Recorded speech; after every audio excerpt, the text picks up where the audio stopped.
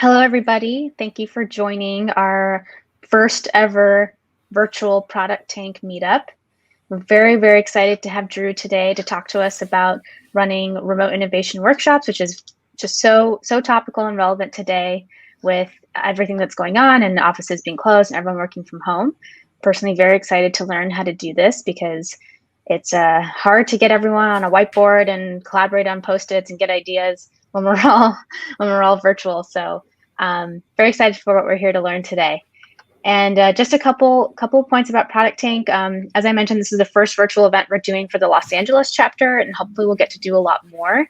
If any of you participants have ideas or want to present a topic, please feel free to let me know.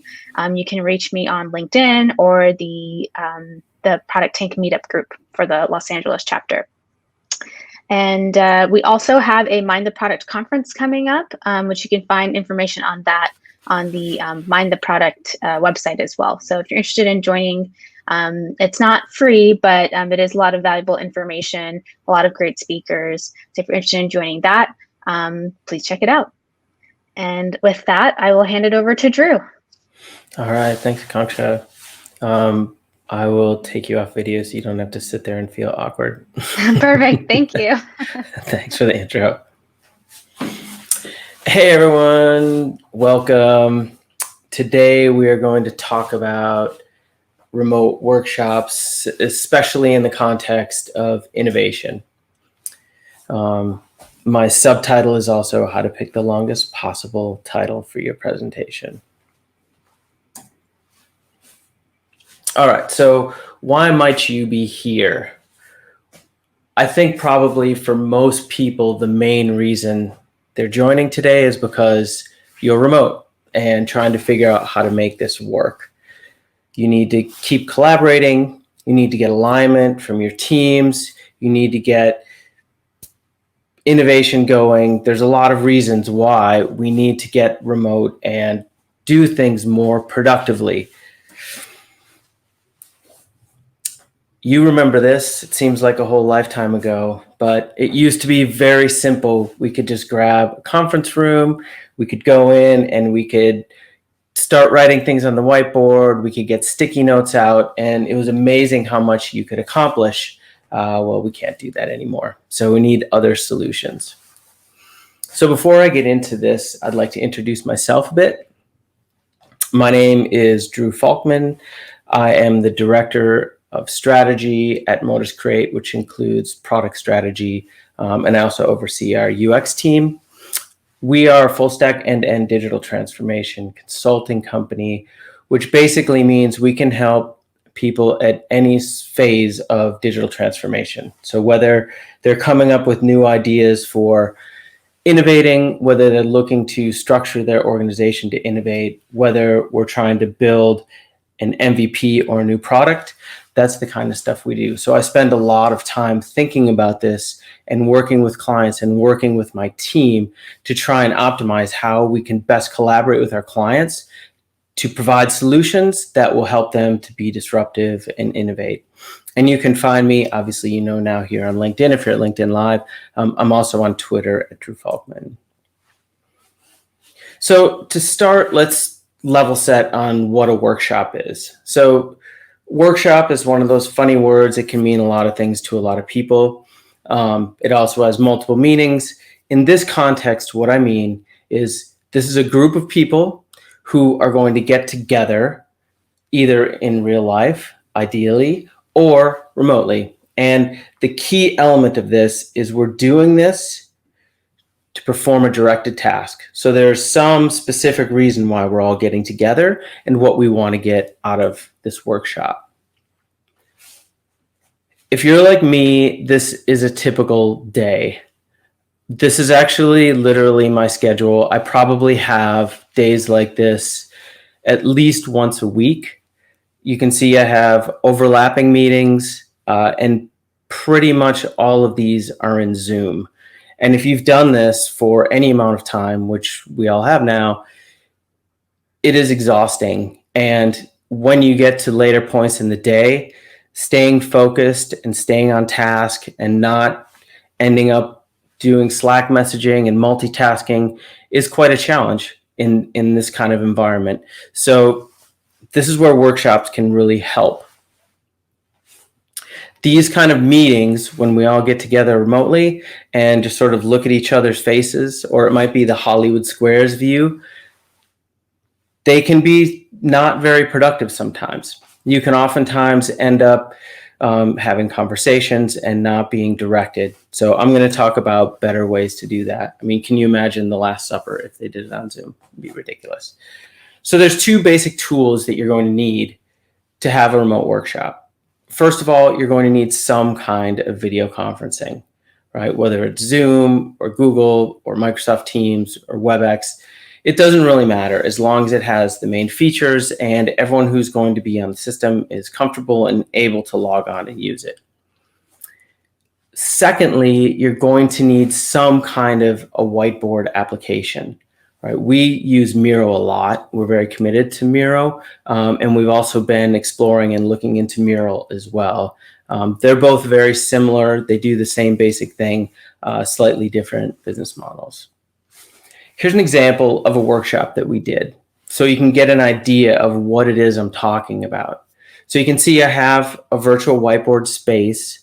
Everyone will be logged into this, and we just go through a process, right? First, in this example, we were trying to come up with ideas for people at Modus that wanted to volunteer to help when the outbreak was in its early stages in the beginning of the summer, late spring. So the first thing we did is, you can see at the bottom left, we brainstormed on what are the problems. Well, there's not enough PPE. People are socially isolated. People are starting to lose their jobs. And from that, we went into opportunities. Now you can see that column's empty because this is an interactive workshop. So we brainstorm those ideas and then we move them all onto this board that has an XY axis. On one axis, we have the perceived need. So what is the need for this particular, whatever the opportunity is? And on the bottom axis, we have impact. What is the most impact we can do? And obviously, we're looking for things that are at the far top right corner because there's a perceived need and there's a great impact, so long as we can do them. And then we did other things, like we grouped them together, all these sort of virtual stickies, into affinities. So there were a lot of ideas that overlapped, were the same or similar. We just put them all together, and then we color coded them as well. So all the ones in green were things that we thought we could actually do that fit within Modus value proposition and within our core competencies. So that's a good example of the type of workshop you might do. So why do we run a workshop? Why should I do a workshop versus just a regular remote meeting? One key reason why we do this is to get alignment and consensus. Making sure that everyone is on the same page is absolutely critical when you're doing any kind of a project, specifically when you're looking at new innovative projects. Everyone needs to be on the same page of what the goals are, what the outcomes should be. So we all need to get together and come to consensus.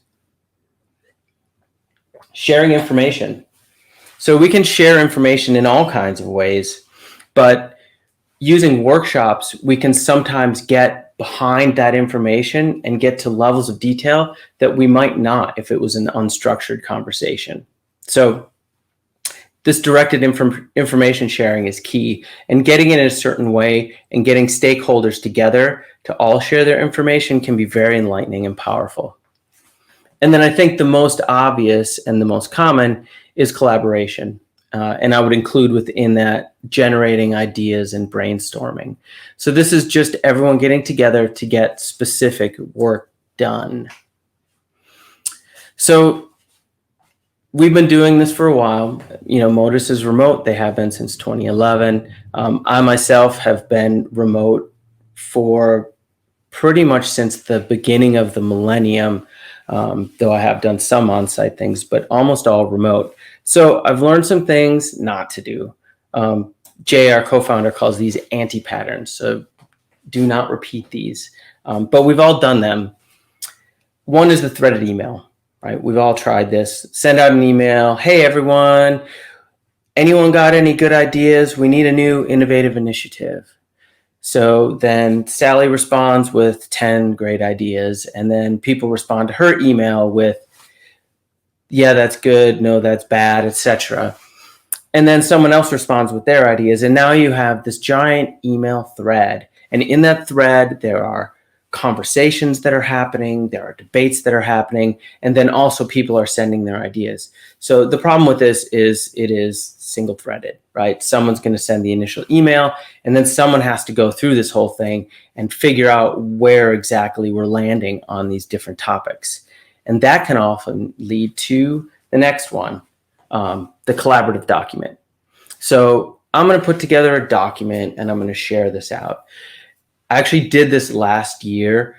Modus has this concept of communities of experts, and we started talking about this last year, and a colleague and myself started putting together a document to explain what a COE might be and how we should do it and execute on it. And then we shared it out. Well, the problem with that conversation was that my colleague and myself set the tone by creating that document. We've now set the structure by which we're all going to talk about this. So there are all kinds of things that might have been outside of that structure we didn't even have an opportunity to touch on because we set the context by creating that first draft of the document. Then we have all kinds of suggestions that get put in here, suggestions for changes, right? When you edit and you track all those changes. And then we have all kinds of comments. Well, what happened was someone has to go through and accept or reject the changes. Well, who gets to do that? If we're all collaborating together, it ends up becoming single-threaded once again. And then the comments can branch out and do all kinds of things and end up in debates. And so you can have all kinds of stuff going on. It wasn't a totally not worthwhile experiment because we did learn where some of the sticky points were specifically through the comments. But at the end of the day, that whole document, we ended up having to trash and go back to the drawing board again with the new information that we have. But this way is not always the best. This is one of my favorites. Hey, let's just Slack it out. We'll just Slack it out. We can work it out in Slack. So then we get in the chat. But once again, you can see there's threads. Those threads, those conversations are basically invisible, although sometimes people post them to the main group. So sometimes they're not. They're all there. People are having emojis on here. What do some of these emojis mean? Does that mean they liked it? Does that mean they think it's funny? I'm not really sure. And once again, it becomes single-threaded because someone now has to go through and compile this. And guess what? This is going to end up in a document that we're all going to be collaborating on, right? Which is not necessarily where we want to be. Then there's the proto workshop. Now this is a little better. We're getting closer to what we want to work on, right? We're in Zoom, we're sharing a document, we're working together. Like, can you imagine if all the disciples and Jesus sort of writing the Bible collaboratively? It'd be hilarious, right? But the point is we're still sort of focusing on getting this final document written, putting things together in a specific way. And we might not have the opportunity to dig deeper and find some of the hidden and amazing things that people can offer when we get into a workshop. So let's talk about some examples of workshops that we've used that actually work.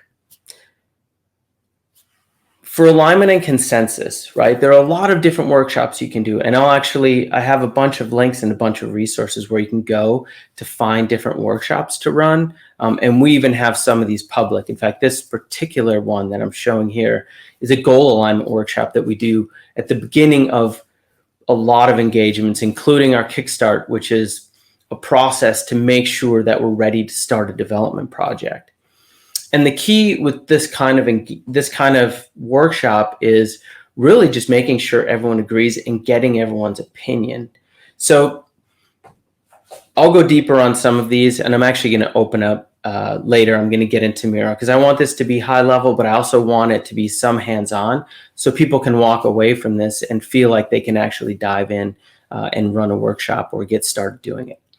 So I'll talk more about this, but the key is if you notice, everyone gets to put input freely, and then we all come together and we bring these outcomes that we wanted and the goals that we have, and we all vote on them and agree on them. And then we even get to the point where we're setting KPIs and we're setting specific numbers that we want to hit. So it's getting us a lot further than we would in a document, and everyone's free to enter their information directly. So the other method, or the other element that can be helpful for workshops is getting directed information sharing. And this can take a ton of different forms. In fact, I've been helping out with Miro. They're doing some user research, and they're using Miro boards to do their user research, which is really cool. So we go in and sort of do some things, and then we get together and talk about what we put together and how that affects everything, and we sort of collaborate on that. So that's a good way to do user research, is actually use these boards, and you can have people move things around and try things and see where you land with that. These are a couple other examples. The business model canvas. Anyone in the startup world is probably familiar with this. It's really critical way to, or a good tool to sort of think about all the angles of a product and a company value proposition. So it's very useful. And the risk matrix is something else. And you can have the right people in the room and really be talking about what risks exist in a specific environment, or what risks might be out there for a product or an element of your organization. And then collaboration is obviously a key piece of this. And these are a couple of different ideas for, this is more brainstorming, but at the top, there's an example of what we call the creative matrix. And I'll go over that a little more later. And then the bottom one is a kind of an implementation of a mind map. And what's cool about mind maps is everything is linked to one another. So you end up branching out of one idea into all kinds of different ideas. And it can be a really great way to find those great ideas that hide behind good ideas that really make for quality innovation. So innovation. Innovation is one of those words that everyone bandies about, and everyone uses a light bulb to illustrate, because obviously innovation is a light bulb. And then what I really want to get to, though, is innovation is not actually magic. There's definitely creativity involved. There are definitely some people that are better at it and more comfortable with uncertainty. But the reality is it's not magic. Anyone can innovate, and every organization can innovate. It's just about looking at things the right way and taking the right approach. In this day and age, I think innovation has come to the fore as it never has before. Because of the pandemic, I think everyone was hit with a sudden reality in March that the world was going to be significantly different for an unknown amount of time in the future. And I think that blew everyone's mind. I think people really were scrambling for survival at that point. It wasn't a matter of we need to innovate to be more competitive, to increase our bottom line, to do all those things. It was, if we don't figure out a way to change our business model and our revenue model, we are going to go out of business. And that's some serious stuff. But the reality is, this has always been the case. It just hasn't been as sudden and hasn't been as fast. Technology changes at such a rapid pace, and there are so many new companies breaking into markets and questioning all the assumptions that have gone unquestioned for years in many industries. And so we're all at risk. And that's what digital transformation really is all about. It's about changing your organization so that you can become the kind of company that's able to pivot on a dime, that's able to take advantage of something that happens in the world and bring you to a better place and out innovate your competitors. So VUCA is an expression we use a lot. It's a military expression, but it's just a world of volatility, uncertainty, complexity, and ambiguity. And when you have all these things together, it makes for mass confusion, but it also creates an environment that is extremely ripe for innovation. So what is innovation? In a nutshell, this is how innovation happens, right? There are typically some trend or event. Occasionally, this can be brought on by someone who questions something, but they're typically inspired by an event. They question an assumption and eliminate it, or it's a technology that comes into play that creates uncertainties, right? Pestle is one of the frameworks we look at for analyzing uncertainties and analyzing the environment within that an organization operates in, right? So you can look at political, economic, social, technological, environmental, and legal. These can change in the place. Think of GDPR. For a lot of companies, that legal change made for huge opportunities because now everyone needed to become GDPR compliant, as well as it created a lot of chaos for organizations that suddenly had to go back into their old legacy apps and get them to be compliant. So then from these uncertainties, we then make a strategy, right? And that's the part where we have to apply our intelligence and we have to apply some process. And that's where workshops can help a lot. And once we have a strategy, we then test it. And ideally, we test our strategies as soon as possible to eliminate the risk. And so we just keep iterating on these strategies and testing until we find something that sticks. And when it sticks, that's innovation. So at Modus, we have a general innovation process that we use. The first thing is we need to align on what the goals of the business are. What is it that we need? Do we need more revenue? Are our margins too small? Do we need to look for ways to reduce costs through automation? What is the goal of the business that we can align on so that we can then innovate? Once we've aligned on that goal, then we need to find the opportunity. And we can do that. And each of these lists are examples of workshops you can run to go deeper at these different parts of the innovation process. Remember that these workshops are key. They're not going to get you alone to innovative solution. In between each of these is all kinds of process that happens, including user interviews, running some of these digital tests, even aligning on a business goal.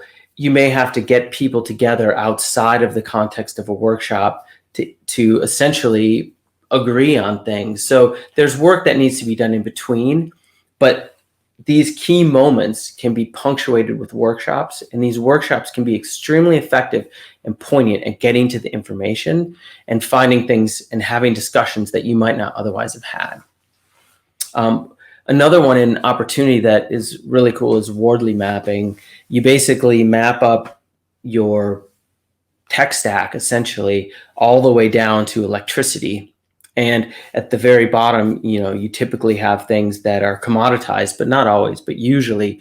And you find sort of where things are commoditized and where things are not. And you can find out really what your secret sauce is and what is the core of what makes whatever your initiative is yours and makes you innovative. So once you've found an opportunity, and opportunity is really just somewhere where you can do something, then you start to look at the problem. A good analogy for all of this stuff is AARP. So we've done some work with AARP. There's a project we work on specifically called MoneyMap at moneymap.aarp.org. And AARP had this business goal of helping people better plan for their finances. Right? That was basically the goal, and they wanted to go downstream a little, and they wanted it to be digital. They're in the process of massive digital transformation and innovation and improving the experience of their stuff, and it's great to see. And so this was their basic mission. So we then look for opportunity, and there are lots of opportunities in the fintech space. When you talk about helping people financially, you can help them budget, you can help them plan for retirement, you can help them create a savings fund. There are all these things you can do. So we had to collaborate with them to find the optimal opportunity. Now, they had done a lot of research, so that was extremely helpful. And again, this is the work you have to do outside of the workshop. But we did a bunch of workshops, and we really found some opportunities that were great. And specifically where we started was the opportunity of people going through financial shock. And we even went specifically narrow to financial shock for a medical expense. So if you have a medical bill, how do you manage that? All of a sudden, this thing happened. I was uninsured and I have a $10,000 bill. What do I do now? So that was the opportunity we looked at. So then we collaborated with them to understand the problem. And so we did user research. We did all kinds of sort of generative and empathy research. And they had done some focus groups. And we took all that information and we put together personas. We found similarities that people had and grouped them together so we could start thinking about the different kinds of users that might use this. We mapped out what the journey was for people going through financial shock, where they started, where they ended up, everything they did in between. So we really understood the problem. And then from there, we started coming up with ideas. So that's the ideate portion of this. What are solutions we could do now that we really understand what that problem is? What are things we could do that would actually help people? For example, one of the things we discovered was that a lot of people did not know you can negotiate with your provider to create a payment plan. So instead of going and paying off your bill with a credit card, which is going to be high interest rate, you can call the hospital, call the lab, call whoever it is, and more often than not, they will come up with a payment plan for you. And sometimes it's even interest free. They'll just break it up into multiple payments so it's more manageable and you can budget for it.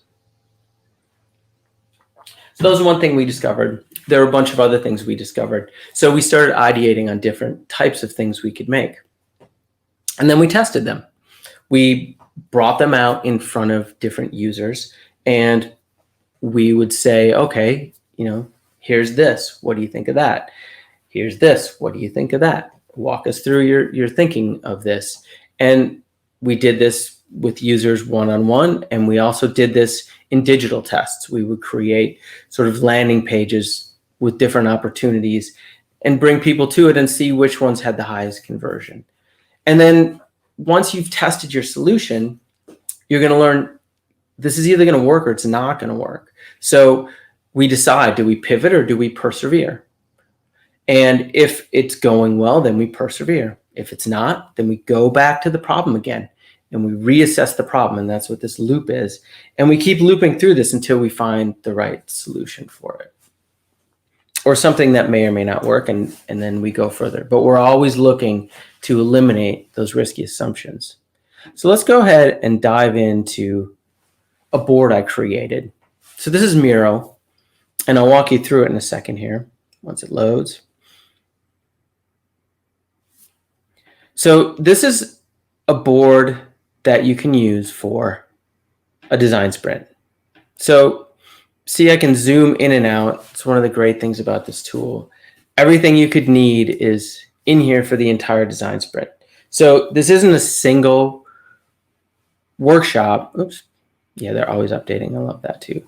But this is a bunch of different workshops, and we can keep it on the same board so that everyone can get in here and they can work off hours if they want to. When we move further down the road, we can always refer back to work we've done earlier. And just as a quick walkthrough, you can share, allows you to invite different people into the board. There are different ways that you can export the board. There are integrations. So for example, there's a story mapping workshop and you can export it and just pull it right into Jira, which is super cool. You can rename it and star it and those kind of things. There's actually an embed property too, where you can embed the board into a web page. So you can have something to show, illustrate. You can embed it into your wiki page for the project so anyone can go back and refer to it later. There's all kinds of useful things for it. So these are some of the key tools. Miro has a whole template library. Miro does as well, if anyone's tracking. And in here are all kinds of things broken up by the types of work you might be doing. So you can see there's one here for daily stand-ups that you can track, and some of these different agile methodologies. In fact, Atlassian created a retrospective that you can use. there's some strategy ones and ideation. So there's all kinds of options you can do. And you can either pull them into an existing board and have multiple, like I've done here, or you can just create a single new board for a workshop and go from there. So then I have a text tool to create new text elements. The stickies allows me to drag stickies anywhere and create those. There are different shapes that you can add. So you can do, it's kind of a drawing tool as well. You can do all kinds of things, and I'll show you there's some more tools for that. Arrow connectors, there's different kinds of freehand drawing. So if you want to sketch things out, and we do some design studios in here where people sketch, you can add comments that people can comment on. I can frame different areas and link to them. And then you can upload and pull in images and other things to share on the board. And then there are other options too and plugins you can use. And then we have another toolbar down here. This one highlights the different frames. Presentation mode would force everyone else logged into this board to have to essentially follow my view of the board so that I can bring them along as I go through different parts of the workshop and they can follow along. There's a real-time chat. So if anyone else were in this board, we could be chatting. There are cards, and cards are just a kind of an element that you can enter text on. They're good for integrations because you can export these all to Excel. It will try and export other things to Excel as well. But if you have a bunch of things that are just on these cards, it makes for a very clean export, and it understands it natively. There is a voting tool. So some of our workshops, for example, they enable voting. So when we're trying to align on a goal, we may have a list of 10 of them. I can highlight an area and everyone can vote on the sticky notes in that area. So when you create a new voting area, you can say what elements can they vote on? Cards, stickies, shapes. These are all the things you create in here. And then once you've done that, then you can essentially take the winning one, and you only have so much time to vote, and you can move forward with those. There's also a timer.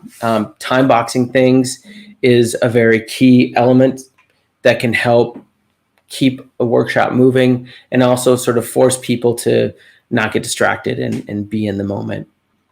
And there is a video chat tool in this. I prefer to just keep it separate and do things in Zoom.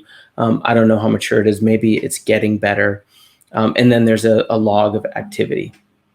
So let's zoom in a little bit now and take a look at some of these workshops. So the way that we do workshops at Modus is we have a bunch of templates. So whenever we run a workshop, we like to first essentially just get everyone on the same page. So we create a workshop and we share out that workshop so that everyone can get access. They can go through, and we have the instructions. So we can prepare for them. And the nice thing about having these instruction cards is it's very easy for other people to facilitate. So if you're comfortable facilitating, you can just dive in and do this. And by the way, this goal alignment is available publicly in what's called the Miroverse.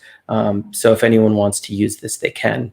So first you can see we talk about outcomes versus outputs, right? An outcome is the goal, right? We want to get new users. We want to have a better conversion. Those are outcomes. And output is we want to build something. And I think there's a great book, if you haven't read it, by Melissa Perry called The Build Trap, which is all about how easy it is as a software development company to get stuck in the cycle of just outputting features and not thinking about the outcomes. So that's the first thing we do, is align on outcomes. And then we go through and we talk about how the product will improve people's lives, how will it affect the bottom line, what will satisfy customers do in the product as they think. And these can be general. Again, we may not have even come up with totally what the opportunity is here, but this allows us to explore how we envision what the future is going to be. And everyone's doing this together. So everyone's tracking all these things for short-term and long-term. And then in the end, and we talk about rabbit holes, and then in the end, we sort of drag the Each person drags what they think are the 5 most important outcomes, and we do a vote. So from here, we've all voted on this, and then the vote will decide ultimately what our goals are, and then we can start talking about how we might measure them and what might the numbers actually be that we need to hit to make it measurable. So if we want to get more users, that's what we decide. Okay, how do we measure that? New registrations. Okay, no problem. Well, how many registrations would be good? 100? Is that good? Is 1,000? Is it 1,000,000? What do we need? So we start thinking about these kind of things. And we're doing this all collaboratively. So it's not done in a single threaded way. It's something we can all participate in. So once we've got our goals, then presumably we would go out and we would probably start doing some empathy research. I'm assuming at this point that we really do have an idea of what our problem space is, right? So in the design sprint, typically you have an idea of an app that you want to build. So that's sort of the main case of what would happen in our circumstance. So once we have that, we align on the goals, we do some user research, ideally, and we go out and build personas. And you can build personas on existing research if you know enough about your users. But the key is we put together, and again, this persona template is also available in the Miroverse. So if anyone wants to try this out, you can, and you can go see more of it. So we just come up with different things. What are the different segments that we want to do? We can, in this case, we have 4 different segments. You may have fewer, you may have more. It depends on your app and how people are using it and how varied your user base is. And varied in a way that would affect the experience. So sometimes you might have very disparate users, but they're going to they have an overlap of how they're going to use the app. And then we think about what are the different attributes that make this group or the other group unique. And so we brainstorm on that. And what are the different scales? What are the things that there's going to be some flux on, right? There might be some scale on, for example, a demographic thing like income, but there might also be a scale on something that's, a little fluffier, like their understanding of the industry, right? But these will be key things we want to pull out. And then eventually from here, we'll end up with personas. So then the next workshop we run is customer journey mapping. And we might do this in the same day. So we might do personas in the morning and journey mapping in the afternoon, because these are both things that we're going to capitalize on the user research. And journey mapping is really about getting into what our users, our ideal users, do, what their experience is going through whatever the problem space is. So we map it out. You can see down here, we have like the journey as it happens. And we essentially just keep going through this. And what is the user thinking when they're doing it? What are they feeling? Are they in a good place? Are they in a bad place? And there's typically, even with things like the financial shock with the AARP, there were times when they felt utterly hopeless. And then there were times in that process where they would feel like they were getting more control, or they would feel like they were getting comfort because they were sharing with other people going through the same experience. So that's what we want to get at, is where these different things are. And we're going to learn from this journey mapping where opportunities are for making this app, or how we should structure this app, or what voice we should use when we're putting this app together, and when we should ask, when are good times to ask questions, and when are times to give them information, and when are times to give comfort, and when are times to challenge people. So these are all things that we can determine. And then we get into ideation. So this is the fun part. And this is what everyone thinks innovation is, by the way, is this ideation. But you can't really innovate in a closed room, right? You have to have some information. You have to understand your users. So that's always a key aspect of this, is getting your users together. So in this example, in the creative matrix, I love this particular workshop because it's an organized brainstorm and you can come up with all kinds of great ideas. And I've seen some really good stuff come out of these. So at the top, we have problem statements. So these problem statements will be something like, how might we make parents, this was very present, our principal UX who put together this board just had a son. So it says, how might we help parents feel less anxious about their newborns, right? That's a real problem, right? So that will be one problem statement. And then on the left column down here, we're going to put a number of different approaches. And these are just structured, organized ways of thinking about it. So it might be using a specific technology. How could we do this with AR, VR? How could we do this with AI, ML, right? What are the different ways we could approach this? It also might be more squishy.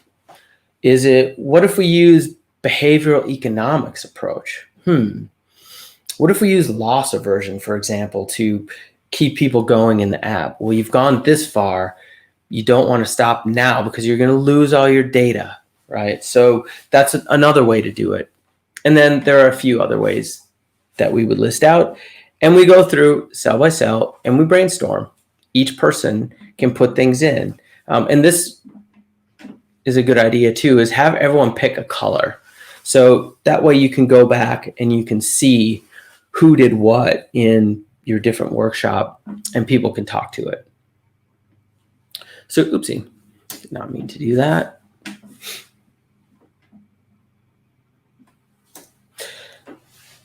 So we go through and brainstorm, then we get feedback and we do some round robin and we have discussions about this because sometimes the discussions can bring out the great ideas behind the good. I say that a lot, but it happens so much as we find this good idea, we like it, we get stuck on it and we build the good idea and it does okay. But if you can really get behind that and do the great thing behind the good idea, iPhone's a good example. Smartphones, good idea. What they did with the iPhone and by making these different usable aspects, now we found the great idea behind the good. We found the killer app and we've built something that they can use. Miro, whiteboarding, great idea, or good idea, online whiteboarding.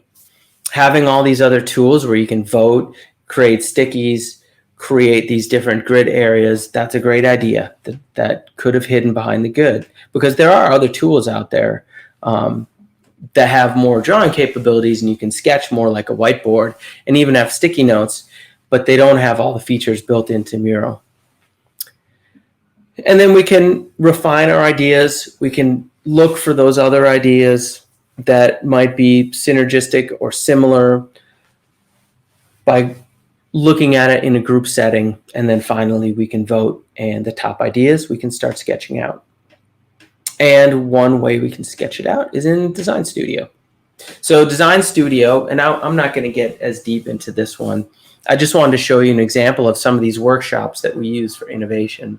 The Design Studio is really just a way to drill in on ideas through sketching. Everyone draws. Here's a cool thing. I didn't show this before. I'm not sure how I missed it. No, that's cards.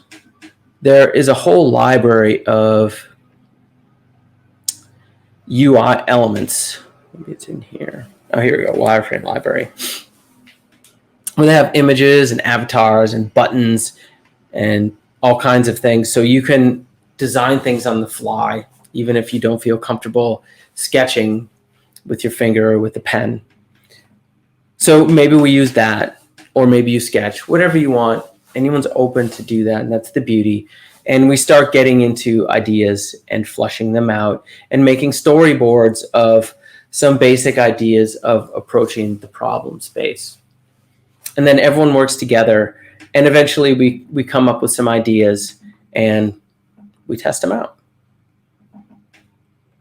And then finally, I have here a product vision, which again is coming back to alignment. So we want everyone to agree on what's the vision of the product. So presumably after Design Studio, we're going to go out and we're going to do some testing and we're going to test this with different users.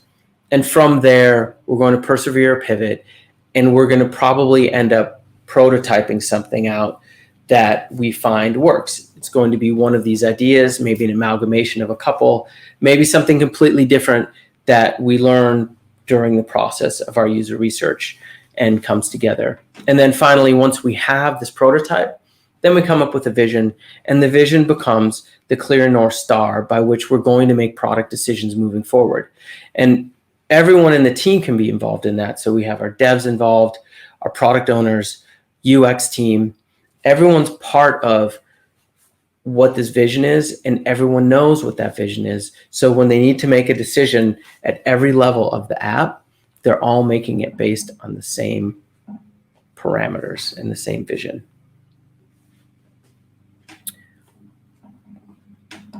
All right, let me go back to presentation mode.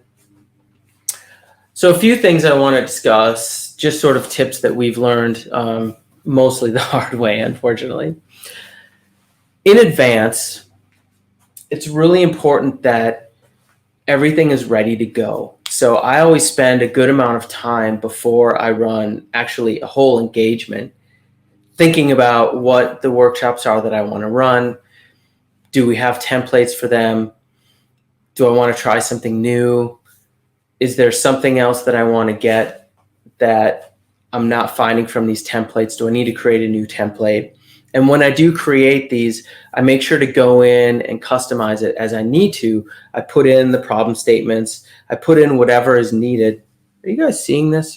I'm seeing on the, that's probably old. Anyways, excuse me. And then I go in and make sure I customize it for the particular client and project and get everything ready. And we've learned that a lot of people haven't used Miro or Miro.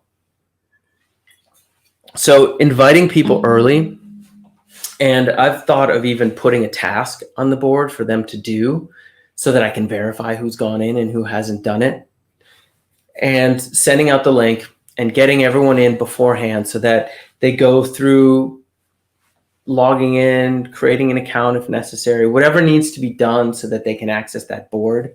They've done it, because you can easily burn 15, 20 minutes just getting everyone set up in the beginning. And you want to be poignant because you only have really an hour and a half to 2 hours.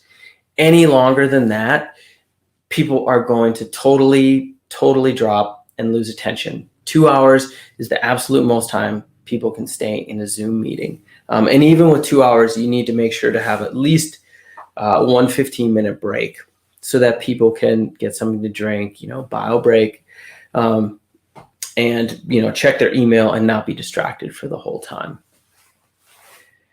Make sure that you've thought about what people need to do beforehand so that everyone coming into the meeting is prepped. And again, putting something on the board that they have to interact with in the beginning is a good way of at least measuring. Everyone's busy, totally get it, but at least knowing in advance who's logged in and done the things that you want to do and who's going to be prepared so that you can come into that meeting knowing some people may not be as ready as others. So try and make that information available. And maybe you just take some slides or some poignant information that people should know beforehand and just put them in the board so that people can be reading that while you're getting things set up in the beginning. And having the right people is key. You can have fairly large groups in these, but you want to make sure that if you have more than 5 people, any group things you break into pairs. If it's like 6 to 10, if it's more than 10, you break them into groups of 3. So you never want to have more than 3, 4, 5 different areas where people are interacting. And make sure that you have all the people that need to be there that will be contributing to the decision-making process, and none of the people that don't have value to add in this particular discussion. So think very long and hard about your invite list. And I realize that politics are often at play, but who you invite will absolutely set the tone of what you're going to get done and not going to get done. And when you get into the actual meeting, it's a good thing in the beginning to get people in the right headspace. So sometimes we'll have a list of rules. Like you saw in the goal alignment, we put outcomes versus outputs just to make sure people are thinking in the right way. Sometimes we'll do warm-up little exercises to get people used to interacting with the board a bit and being involved in this way, because it's different for some people. There are some templates there too for warm-ups, little things like just doing selfie sketches and just goofy little things that can take 10 minutes. When you do things in the workshop, so if you're coming up with your own ideas for workshops, and it's not that hard to do, you just think of where you want to land and the steps to get there, and then try and think of interesting ways to get there through those different steps. But make sure that you punctuate moments of doing things solo or as pairs in a group with presenting to the larger group, so that you're always coming back to the larger group and sharing everything together. That makes it truly collaborative. And it also gives people an opportunity to talk and see where they're having similar thinking and different thinking.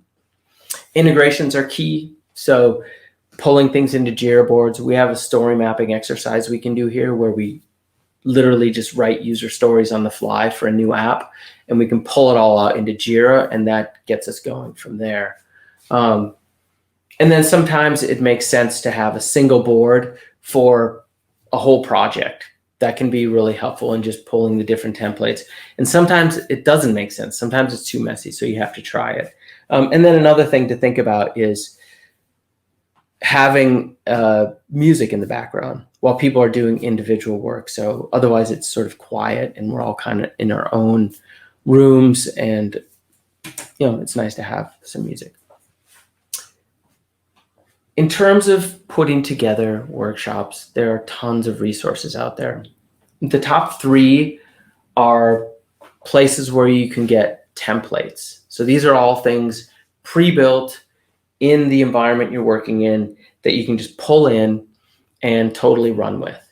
So the top 2 are for Miro, and then Miro have their own template library. And you can pull those in, and they're searchable, and they're grouped by category and different outcomes and things. And some of them are, put in there by consulting agencies like ours, and some of them are created by Miro or other tool companies. Then the rest of them are just areas where they have all kinds of different workshops. These aren't necessarily online, and they don't necessarily use a specific tool like Miro or Miro. So take that with a grain of salt, but there's a lot of value in looking at this and seeing what people are doing to find different solutions and collaborate on solving different problems. Just as an announcement, Modus has a workshop program that we run for nonprofits. So if anyone's interested in that, please fill out this form or contact me and we can chat. We're going to be doing one in the next week or so with the Boys and Girls Club of the DC area. I'm excited for that. But this is a good opportunity for nonprofits to get a feel for this, and hopefully we can help them to come to alignment and think of new ideas. And that's all I have. I appreciate everyone coming out today. This has been fun for me. The LinkedIn experience, the LinkedIn Live is new. It's a invite-only program. So definitely love to hear your feedback. I will post the links and things that I used in here in the LinkedIn chat.